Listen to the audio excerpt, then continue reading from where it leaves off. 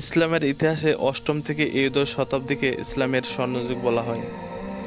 এই সময়ে মুসলমানরা বিজ্ঞান, প্রযুক্তি, চিকিৎসা, গণিত, জ্যোতির্বিজ্ঞান, দার্শনিক চিন্তা এবং সাহিত্য সহ বহু ক্ষেত্রে বিস্ময়কর অবদান রেখেছিলেন।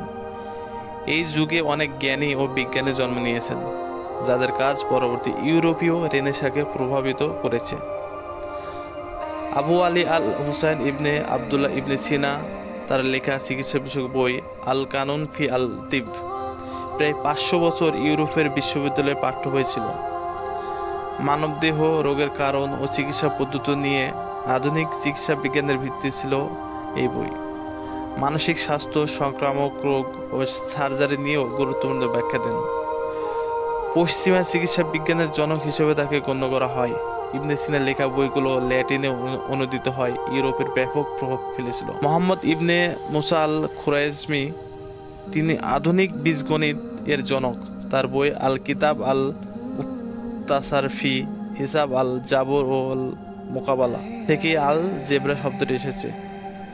শূন্যর ব্যবহার, দশমিক পদ্ধতি ইউরোপে পরিচিত করিয়ে দেন। ইউরোপে গণিত ও প্রযুক্তির ভিত্তি স্থাপনে গুরুত্বপূর্ণ ভূমিকা পালন করেছেন। কম্পিউটার বিজ্ঞানের ভিত্তি মূলত তার গাণিতিক ধারণার উপর দাঁড়িয়ে। আবু আলী আল হাসান ইবনে আল হাইসাম, আধুনিক অপটিক্স দৃষ্টিবিজ্ঞানের জনক। তার লেখা বই কিতাব আল মানাজির ইউরোপে অনেক যুগ ধরে আলোচ্য ছিল। প্রথম ব্যক্তি যিনি বলেন, মানব চোখে আলো পড়ে, চোখ থেকে আলো বের হয় না। পরীক্ষাধর্মী গবেষণার মাধ্যমে বিজ্ঞান চর্চার আধুনিক পদ্ধতির সূচনা করেন। আইজ্যাক নিউটনের মতো বিজ্ঞানীরাও তার গবেষণায় প্রভাবিত হয়েছেন। ক্যামেরার প্রাথমিক ধারণা তার পিন হোল ক্যামেরা পরীক্ষার মাধ্যমে আসে। এছাড়াও আরও অনেক উল্লেখযোগ্য মুসলিম বিজ্ঞানী আছে।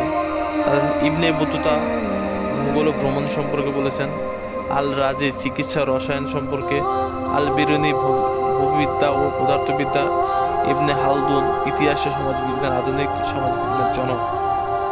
ইসলামী স্বর্ণযুগের এই মহান বিজ্ঞানীরা কেবল মুসলিম জগৎকে সমগ্র মানব জাতির জ্ঞান ভাণ্ডারকে সমৃদ্ধ করেছেন। তাদের গবেষণা ও আবিষ্কার আজকের আধুনিক বিজ্ঞানের ভিত্তিপ্রস্তর। তার ইসলামী সভ্যতার শ্রেষ্ঠ নিদর্শন এবং জ্ঞান ভাণ্ডারের অমূল্য রত্ন।